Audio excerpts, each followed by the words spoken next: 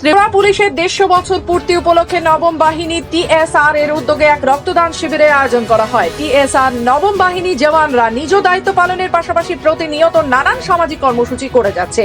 এরই মধ্যে ত্রিপুরা পুলিশের 150 বছর পূর্তি উপলক্ষে রক্তদান শিবিরের আয়োজন করল নবম বাহিনী টিএসআর এর জওয়ানরা। শুক্রবার হিচাছড়ায় অবস্থিত নবম বাহিনী টিএসআর ক্যাম্পের হেডকোয়ার্টারে এক রক্তদান শিবিরের আয়োজন করা হয়। এই রক্তদান শিবিরে 30 জন টিএসআর জওয়ানরা রক্তদানে एगिए আসে। डोनेशन के बारे में आ रहे हैं अभी फिलहाल सब लोग आ रहे हैं, लेकिन पहले ऐसा मानसिकता नहीं था। तो फिलहाल we are motivating them, they are also coming.